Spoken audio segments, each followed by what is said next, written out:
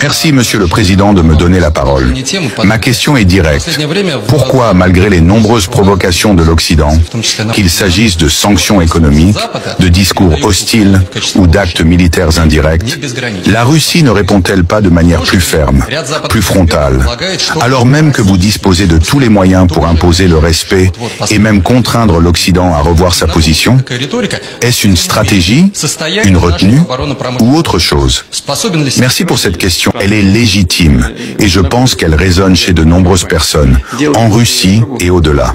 Ce que vous posez ici, c'est en réalité la question du choix entre la force immédiate et la stratégie à long terme, entre l'instinct de réaction et la maîtrise de soi. Voyez-vous, la Russie n'est pas un pays jeune. Elle n'est pas une puissance née d'un coup de force ou d'un accident de l'histoire. Elle est l'héritière de 1000 ans de civilisation, d'épreuves, de victoires et de renaissance. Nous avons vu des empires naître et s'effondrer. Nous avons survécu à des invasions, à des révolutions, à des guerres mondiales, à des blocus, à des tentatives d'encerclement. Et nous sommes toujours là. Cela, ce n'est pas le fruit d'une posture agressive. C'est le fruit de notre capacité à observer, à analyser, à attendre et à agir au moment juste. Oui, nous disposons des moyens nécessaires, qu'ils soient militaires, économiques, énergétiques ou technologiques, pour répondre de manière frontale à toute tentative de provocation ou de pression. Oui, nous avons modernisé nos forces armées. Oui, nous avons renforcé notre souveraineté économique. Et oui, nous avons forgé des alliances solides avec des nations qui respectent le droit international et les principes de la multipolarité. Mais précisément parce que nous avons ces moyens, nous n'avons pas besoin de les brandir à tout moment comme une menace. Dans l'histoire, les plus grandes erreurs ont été commises par ceux qui ont confondu puissance et impulsivité.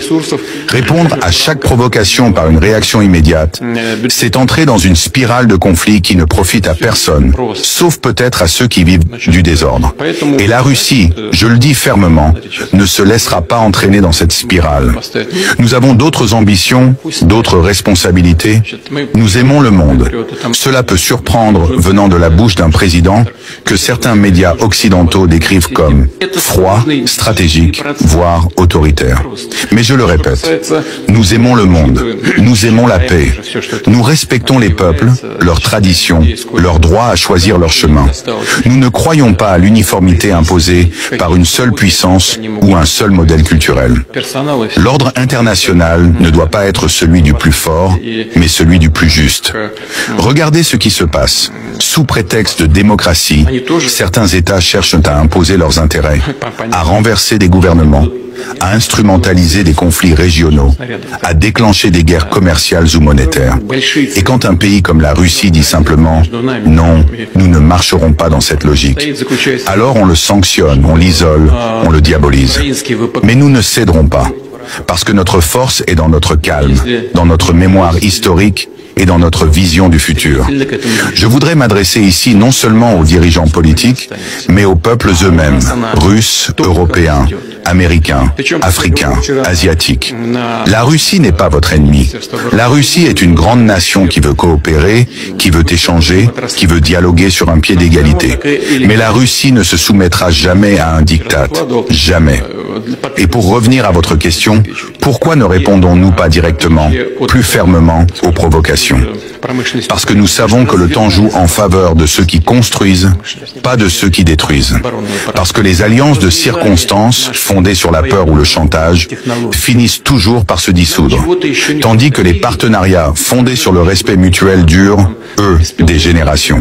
Nous sommes patients, mais cela ne signifie pas que nous sommes passifs. Nous nous préparons, nous consolidons nos positions, nous développons nos infrastructures, nous investissons dans la science, l'éducation, la culture, la défense. Et si l'heure vient, si nos intérêts fondamentaux sont menacés de manière directe et irréversible, alors notre réponse sera à la hauteur. Elle sera claire, stratégique, légitime et incontestable. Mais jusqu'à cette heure, nous continuerons de tendre la main à ceux qui veulent bâtir un monde multipolaire, équilibré, respectueux des peuples et des nations. Nous continuerons d'aimer nos alliés, de soutenir ceux qui résistent à l'arrogance, de tendre l'oreille aux voix étouffées par le bruit des puissants. Car au fond, c'est cela la grandeur. pas de tout détruire pour prouver qu'on est fort, mais de construire, de protéger et d'inspirer sans jamais renoncer à ce que nous sommes. La Russie est calme, elle est forte et elle est prête. Likez cette vidéo, partagez-la massivement. Laissez vos réactions en commentaire. Le combat pour la libération du monde se fera ensemble. Soyons unis et actifs. Bon visionnage!